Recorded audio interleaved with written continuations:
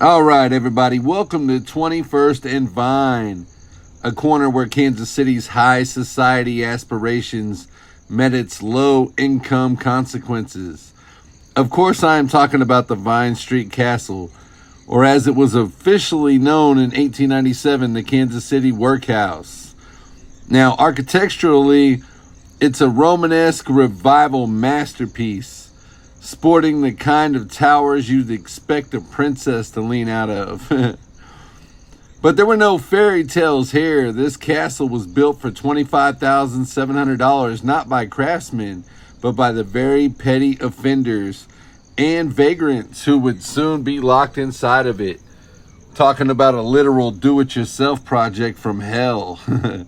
The inmates quarried this limestone themselves, stacking the 2-foot thick walls that would eventually separate them from the world. It was designed by A. Wallace Love and James Oliver Hogg to look imposing, and let's be honest, it looks like a medieval fortress that would accidentally took a wrong turn at the Rhine and ended up in the Missouri River Valley. You step inside and the irony thickens faster than the dust. The first superintendent, Major Alfred Brandt, had a vision. He wanted this to be a model of humane housing, a place where dignity was found through labor. And this was the idea. Now, for the men, it was a literal rock and roll lifestyle. They spent their days breaking rocks for city public works. And for the women, they were stationed here to sew uniforms. But the dignity Brandt promised didn't last long. By the early 1900s, the dreams of a reformatory soared into a cocktail of corruption, overcrowding, and political exploitation was going on as well. Now, while the men were eventually moved to a facility in Leeds in 1911 for fresh air, the women remained here until 1924. But by the time it closed as a jail, the castle's reputation was as gray as its stones. After the prisoners left, the castle became the city's favorite architectural junk drawer. And over the next 50 years, it wore a dozen different hats. It was a city storage facility, a Marine training camp, and in its final bureaucratic indignity, an office for the sewer department. In 1969 and 1972, the city finally turned the key and walked away. Now, for the next 4 decades, nature and neglect took over and the wooden floors rotted. The roof surrendered and the trees began to grow in the middle of the cells. As you can see, it's pretty much destroyed. It became a cautionary tale of urban blight.